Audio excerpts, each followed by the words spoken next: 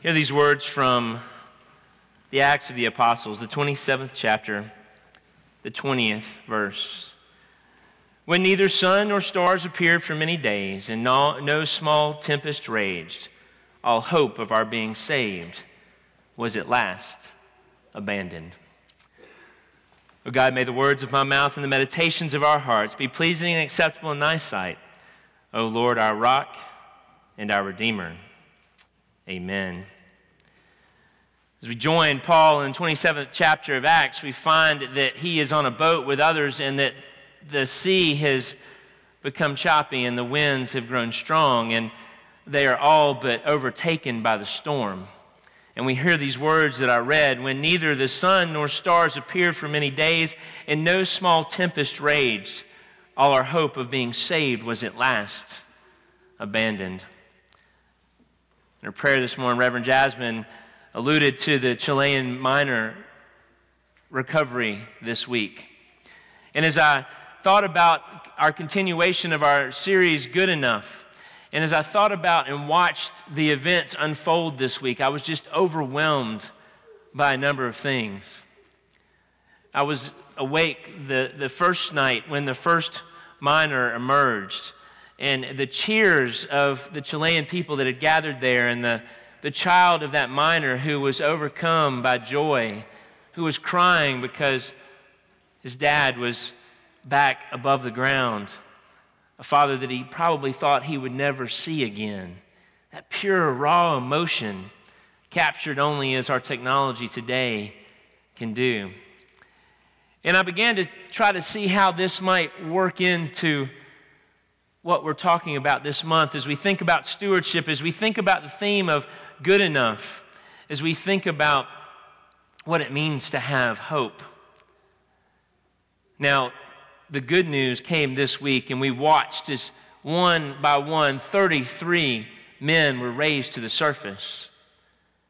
But for a moment, I want to imagine those first 17 days, in particular those first 6 to 8 days. We know that at some point they began to hear the original drill that drilled down the small hole that would eventually allow those on the surface to know the miners were alive and well.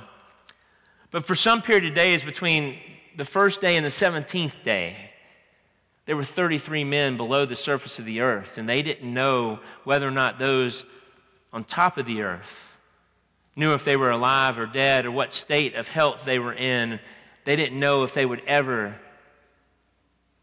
be rescued alive. Far too often in our country and other countries, we've watched these mining disasters, and very often the results are not very good. But that first note came up. We are all alive. We have made it into the chamber, the safety chamber. I can't imagine what those first few days must have been like. I would imagine that no matter how strong my faith, that at some point in the depths of the earth and the darkness that comes with it, no matter how great my faith, that faith would be shaken, and that at some point, after having gone several days with only eating a small amount and drinking a small amount every 48 hours, that hope would begin to fade, and the reality would set in that maybe my time on this earth was over. And so I found these words from Acts and that desperation on the sea, but whether it be in the sea or under the ground or in our own lives, wherever we might find ourselves, there are days and days sometime when the sun and the stars don't rise and we can't see them. And in the depth of all of that,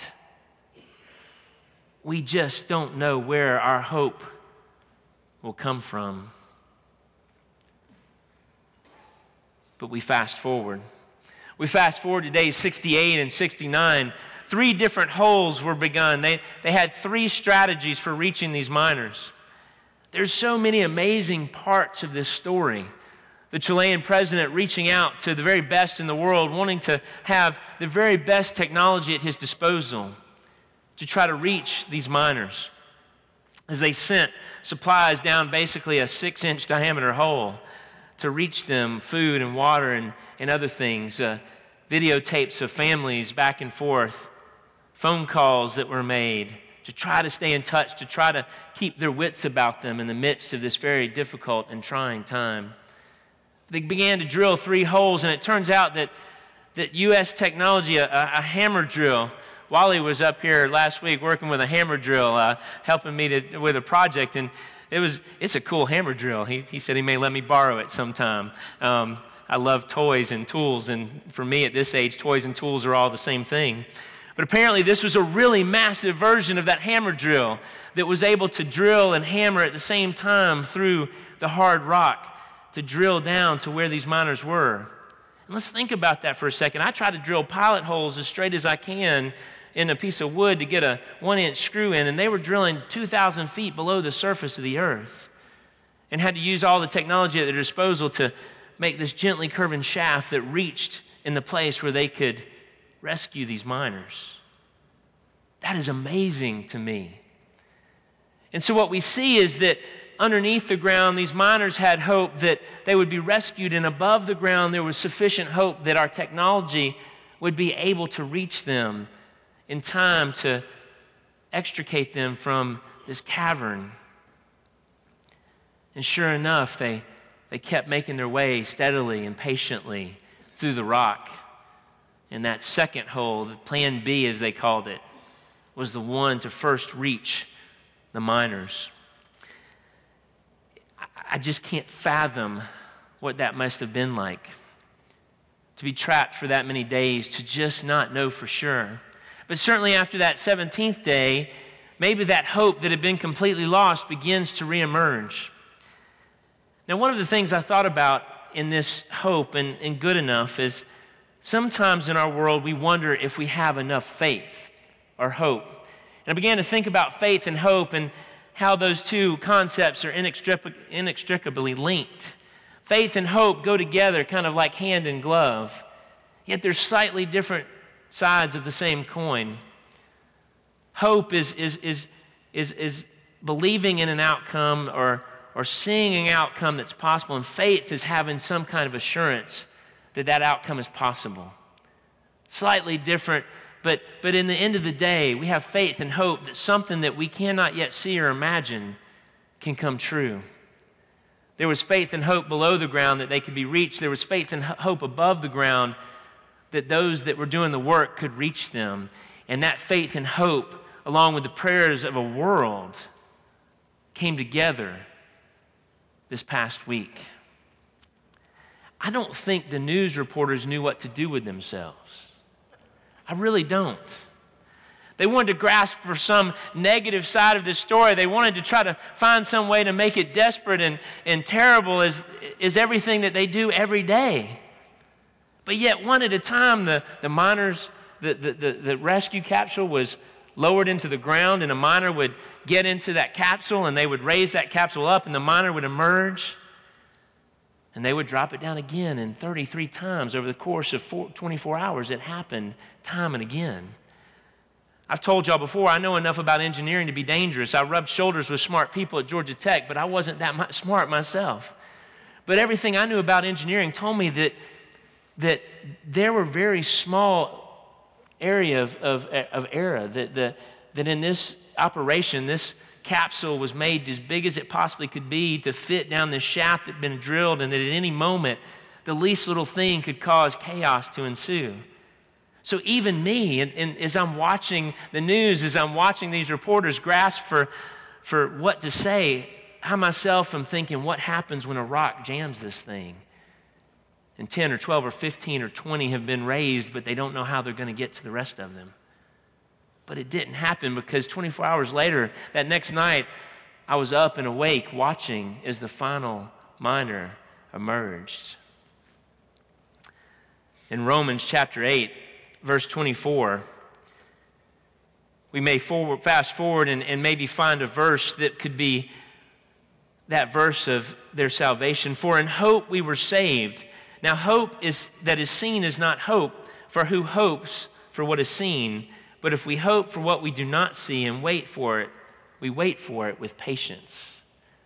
Now I don't know about you, but I don't know how much patience I would have more than 2,000 feet below the surface of the earth. having not seen family or friends for weeks on end.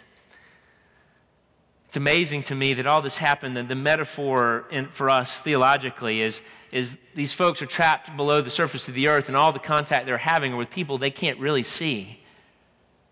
You know, there's something like that in our faith. We're trapped here on the earth, and we have faith in God that is around us and above us and beyond us. But yet we have faith. We have hope because of what Christ has promised us, because of the moving of the Holy Spirit in our lives. Those things which we have not yet seen, that have not yet been revealed to us, we have hope that they are yet to come. In the midst of our focus on stewardship, I'm reminded that stewardship has a number of focuses.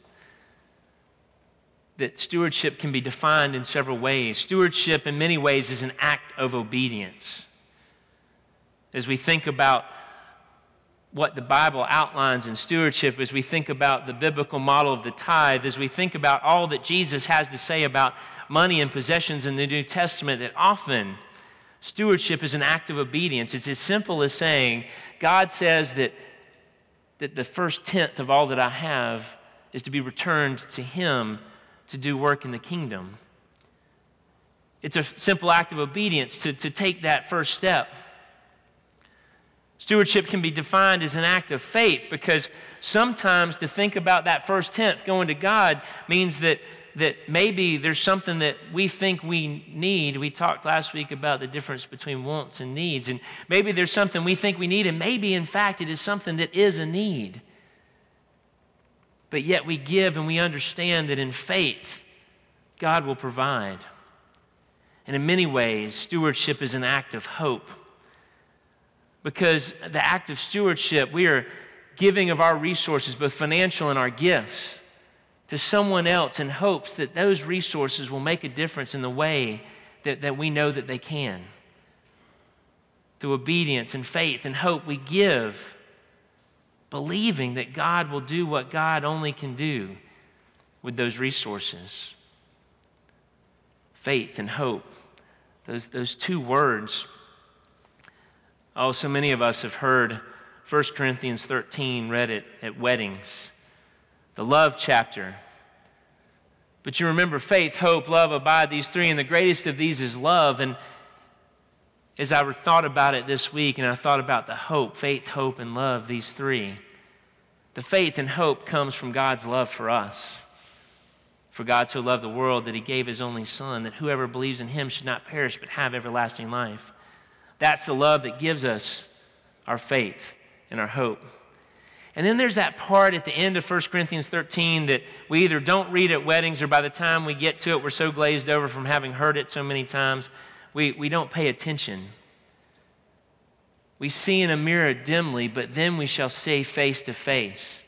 Now I understand only in part, but then I should fully understand even as I have been fully understood. I still don't understand what all that means, but somewhere in there is part of the answer to the amazing miracle that we observed this week. That there's some things we just don't know how it's going to turn out, but we move forward in faith and hope, knowing that someday the mirror will be clear, and we will look and we will see and we will know and be known, just as God meant for us to know